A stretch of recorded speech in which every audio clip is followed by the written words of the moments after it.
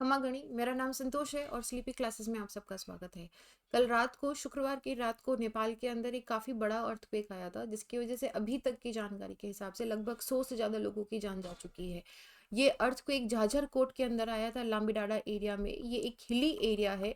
यहाँ पे पहुंचना अथॉरिटीज़ के लिए थोड़ा मुश्किल हो रहा है और अर्थक्वेक की वजह से इन हिली एरियाज़ के अंदर ड्राई लैंडस्लाइड हुआ है।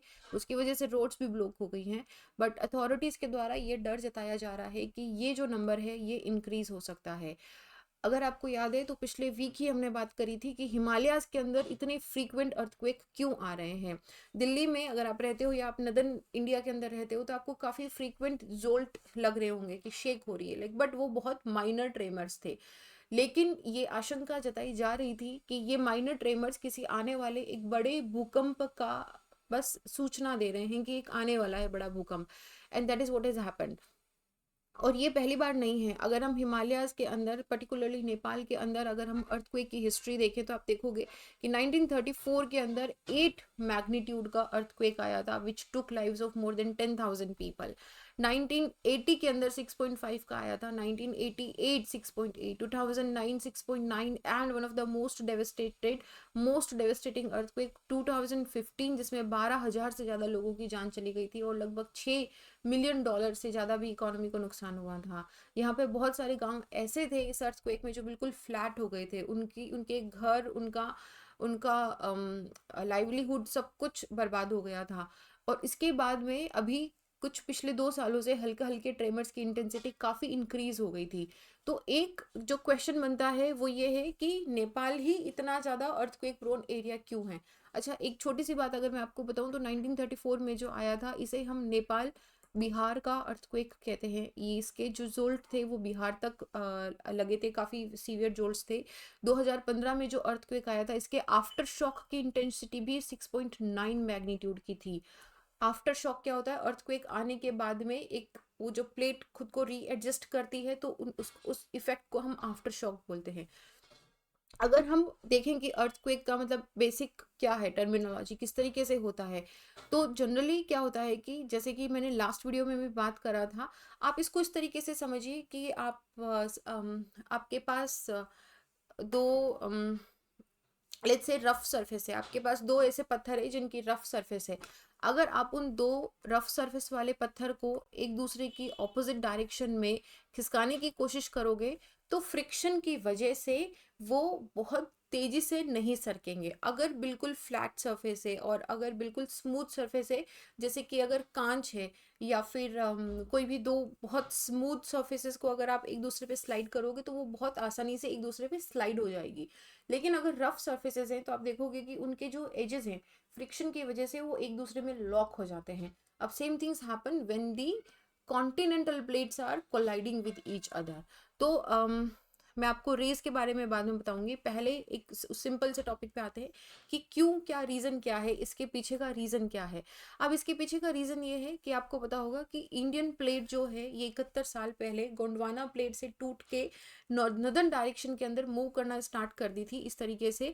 और यहाँ पे यूरेशियन प्लेट जो कि लोरेशिया प्लेट का एक पार्ट था, इसके साथ टकराई थी। जब दो कॉन्टिनेंटल कॉन्टिनेंटल प्लेट एक साथ में टकराई है तो उस टकराव की वजह से हिमालयाज बिल्डअप हुए थे। यहाँ पे तेत्सी सी था, this was the Tethys sea, ocean basin था। अब ये जो टकराव हुआ है क्योंकि दोनों ही कॉन्टिनेंटल प्लेट है।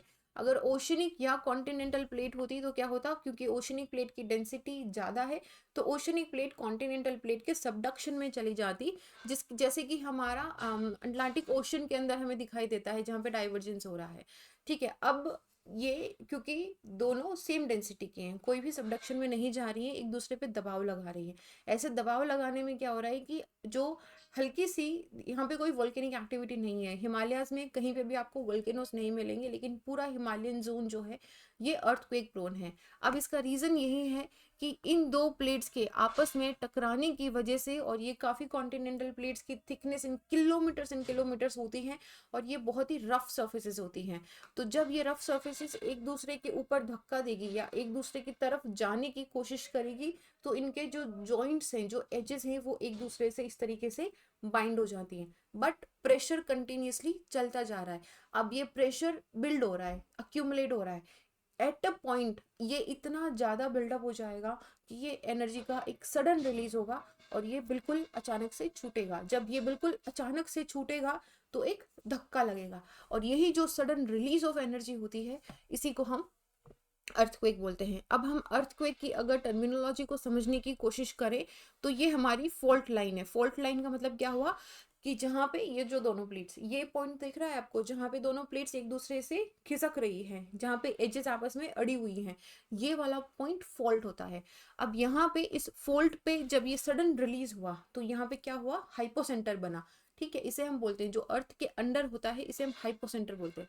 बट ये, अब अर्थ के अंदर तो कोई रहता नहीं है, क्रस्ट में तो कोई रहता नहीं है, लेकिन यहाँ से वेव्स निकलती हैं जिन्हें हम बोलते हैं बॉडी वेव्स। बॉडी वेव्स मतलब बॉडी मतलब किसकी, अर्थ की बॉडी में से जो वेव्स निकल रही हैं, ये दो तरह की होती है, P waves and S waves, जो इतनी डेंजरस नहीं होती हैं। लेकिन जैसे ही ये बॉडी वेव्स सरफेस पे टकराती हैं तो जो बिल्कुल हाइपोसेंटर के ऊपर का पॉइंट होता है, बिल्कुल ये हाइपोसेंटर था, इसके बिल्कुल यहाँ पे जो अर्थ की सरफेस पे पॉइंट होगा इसे हम बोलते हैं इपी सेंटर। जो हम बोलते हैं कि ये ओरिजिन ऑफ यहाँ था हाइपोसेंटर पे, लेकिन जो फर्स्ट पॉइंट ऑफ कांटेक्ट था वो था इपी सेंटर अर्थ की सरफेस पे। तो जैसे काठमांडू अर्थक्वेक के अंदर काठमांडू इपी सेंटर था, ठीक है, अभी लंबी इपी सेंटर था, तो ये इपी सेंटर है। अब यहाँ पे क्या होता है, जैसे ही ये body waves P waves and S wave surface पे पहुंचती है, ये सरफेस वेव में कन्वर्ट हो जाती है, जिसे हम दो तरह की वेव्स बोलते हैं, love waves and Rayleigh waves. और ये होती हैं वो dangerous wave, extremely dangerous wave, जिसकी वजह से प्रॉपर्टी पूरी की पूरी नीचे गिर जाती है, जिसकी वजह से हम बोलते हैं कि एक्चुअली डिजास्टर हुआ है। ठीक है, अब अगर हम पी वेव्स और एस वेव में, अगर आप, एक सिस्मोमीटर होता है, ये क्या होता है, जैसे ही शेकिंग होती है इसको ये मॉनिटर करता है। तो यहाँ पे जो सबसे पहली वेव डिटेक्ट होती है इसे हम बोलते हैं पी वेव। पी वेव, जाहिर सी बात है, पी बोले तो प्राइमरी और एस बोले तो सेकेंडरी वेव। पी वेव मतलब सबसे पहली जो वेव डिटेक्ट होती है वो पी वेव होती है, प्राइमरी वेव। उसके बाद में एस वेव दिखाई देती है, और उसके बाद में surface wave, Rayleigh and love waves जो है वो सिस्मोमीटर पे, सिस्मोग्राफ पे आना स्टार्ट हो जाती है। मैं चाहती हूँ आप फोकस करो इंटेंसिटी पे। यहाँ पे देखो, क्या पी वेव की इंटेंसिटी बहुत ज़्यादा है? नहीं है, इसकी इंटेंसिटी काफ़ी कम है। लेकिन सरफेस जो जो सेकेंडरी वेव है, एस वेव है, इसकी इंटेंसिटी और भी थोड़ी सी हाई है। But now look at the surface waves, जिसकी इंटेंसिटी इतनी ज़्यादा है, तो जो डिजास्टर होता है, जो डेविस्टेशन होता है, वो होता है सरफेस वेव की तरह की वजह से। पर धीरे धीरे आप देखोगे कि इनकी इंटेंसिटी जो है वो बिल्कुल डिमिनिश हो जाती है, बिल्कुल ख़त्म हो जाती है। अब अगर हम पी वेव और एस वेव को थोड़ा सा स्टडी करें कि क्या होती है, तो पी वेव जो है इसे हम कंप्रेशनल वेव्स बोलते हैं। ये पुश एंड पुल के इम्पैक्ट पे वर्क करती है। आप स्पंज की तरह सोचो, आपके पास एक स्पंज है, आपने उसे दबाया फिर छोड़ा, दबाया और छोड़ा, ये जो कंप्रेशन एंड रिलीविंग हो रहा है, इसी तरीके से पी वेव जो है वो अर्थ में मूवमेंट करती है। जैसे कि आप इस डायग्राम में भी देख सकते हो कि किस तरीके से मूवमेंट कर रही है, मतलब अर्थ को स्ट्रेच कर रही है, कंप्रेस कर रही है, स्ट्रेच कर रही है, कंप्रेस कर रही है, इसकी वजह से मूवमेंट होता है। क्योंकि ये वेव सबसे पहले हिट करती है तो इसे हम प्राइमरी वेव बोलते हैं। इस वेव की प्रॉपर्टीज होती हैं कि ये वेव सॉलिड में भी चलती है और ये वेव लिक्विड में भी चलती है, दोनों में चलती है, इसकी वजह से, बट ये इसमें रिफ्रैक्शन हो जाता है, लेकिन ये इसका मूवमेंट दोनों में होता है। और ये एनर्जी की डायरेक्शन में ही ट्रेवल करती है। देखो यहाँ पे इसकी जो डायरेक्शन ऑफ प्रोपोगेशन है वो एनर्जी की है। पार्टिकल मोशन जहाँ पे आपको दिखाई दे रहा है, इस डायरेक्शन में पार्टिकल मोशन है, और इसी डायरेक्शन में जो वेव का मूवमेंट है वो होता है, इसलिए इसे डायरेक्शन ऑफ वेव प्रोपोगेशन भी कहा जाता है कभी कभी। दूसरे तरह की जो वेव होती है जिसे हम एस वेव बोलते हैं, सेकेंडरी वेव बोलते हैं, ये पी वेव से स्लो होती है लेकिन डिजास्टर्स ज्यादा होती है। लेकिन एस वेव की एक बहुत ही खूबसूरत खूबी मैं बोलूंगी कि ये सिर्फ और सिर्फ सॉलिड में चलती है, सिर्फ एंड सिर्फ सॉलिड में चलती हैं, ये लिक्विड के अंदर नहीं चलती हैं। और इसी की वजह से हम अर्थ के इंटीरियर की स्टडी करते हैं, और एस वेव की वजह से ही हमें पता चला था कि हमारा जो अर्थ का कोर है, इनर कोर सॉलिड है और आउटर कोर लिक्विड है, ये चीज हमें पता चली थी। अब एस वेव का मूवमेंट आप देखो, लहरा के चल रही है as a wave, it's moving like a wave, which means कि इसकी जो पार्टिकल मोशन है वो अप एंड डाउन है। पी वेव का कैसा था, front and back, front and back. S wave कैसे चल रही है, अप एंड डाउन करके चल रही है। इस वजह से अगर आप देखोगे तो इसका particle motion up and down है, बट इसका डायरेक्शन ऑफ प्रोपोगेशन जो है वो इसके परपेंडिकुलर होता है। परपेंडिकुलर मतलब इस तरीके से, ठीक है, दिस इज पार्टिकल मोशन, इस तरीके से चल रही है, बट वेव की जो मूविंग डायरेक्शन है वो इस तरीके से समझो आप, इस तरीके से it's moving towards the surface. ठीक है, तो this is what the earthquake happens, what is the P wave and S wave. अब अगर हम हिमालयाज में पिछले काफ़ी सालों में, पिछले 1900 से लेके 2014 तक के अगर हम अर्थक्वेक का एक मैप देखें, देन यू कैन सी कि काफ़ी लाइक ये पूरा का पूरा जो एरिया है ये अर्थक्वेक प्रोन है. अब नेपाल के अंदर ये जस्ट एन डायग्राम शोइंग कि किस तरीके से टेक्टोनिक प्लेट्स मूव कर रही हैं. अब नेपाल जो है ये पूरा हिमालयन आर्क अगर आप देखोगे यहाँ पे, हिमालयन आर्क जो है इसके सेंटर में यहाँ पे फॉल होता है लगभग 1/3 एरिया के अंदर. और यहाँ पे जो कॉलिजन बाउंड्रीज हैं वो मिलती हैं. तो जियोलॉजिकली अगर हम देखें तो जो नेपाल हिमालयाज, नेपाल के अंदर जो हिमालयाज हैं, जो नेपाल हिमालयाज हैं, ये 5 टेक्टोनिक जोन्स के अंदर डिवाइडेड है. North to south, east to west. Terai plain, सब हिमालयास जिसे हम शिवालिक रेंज बोलते हैं, लेसर हिमालयास जिसे हम महाभारत या मिडवेलीज बोलते हैं, higher Himalayas and inner Himalayas जिसे हम तिब्बतियन तेत्सीज बोलते हैं. और हर एक जोन एक डिफरेंटली आइडेंटिफाइड करा हुआ है उसके morphological, geological and tectonic features की वजह से. तो यहाँ पे क्या हो रहा है कि कंटिन्यूसली ये देखो, यहाँ पे आप देखोगे कि ओवर द ईयर्स लाइक पूरे 1800 से लेके अभी तक का एक अर्थक्वेक का मैप बनाया हुआ है कि किस तरीके से बहुत लाइक टाइम टू टाइम ऐसा कहा जाता है कि 750 से 850 साल के अंदर एक 8 मैग्नीट्यूड से ज़्यादा का earthquake is suppose to happen. और ये इतना बड़ा मैग्नीट्यूड वाला अभी अर्थक्वेक एक आया नहीं है which is suppose to happen soon, but we don't know when. बट ये जो माइनर ट्रेमर्स आ रहे हैं ये बस एक इंडिकेशन कर रहे हैं कि ये प्लेट जो है ये अब अपने बिल्कुल ब्रेक पॉइंट पे आ गई है. It's just going to break someday and a very big earthquake is going to happen. हमने लास्ट लेक्चर अगर आपने नहीं देखा है देन आई वुड रिक्वेस्ट कि आप एक बार उसे देख लेना. You will understand it better कि किस तरीके से it will bring a lot of disaster into the whole Himalayan region and the lower riparian region also. क्योंकि जो डैम है वो फूटेंगे. जो ग्लेशियर लेक आउटब्रस्ट है, जब सिक्किम के अंदर अभी अभी आपने देखा होगा फ्लैश फ्लड जो हुआ था ग्लेशियर लेक आउटब्रस्ट की वजह से, उसमें एक रिसर्च स्टडी ये भी बोल रही थी कि ये जो कंटिन्यूसली ट्रेमर्स आ रहे हैं हिमालयाज में, ये जो नेपाल के अंदर कंटिन्यूसली शेक हो रही है अर्थ, उसकी वजह से ग्लेशियर लेक आउटब्रस्ट हुआ था और उसकी वजह से फ्लैश फ्लड आया था. So this is not just once and this will keep happening again and again.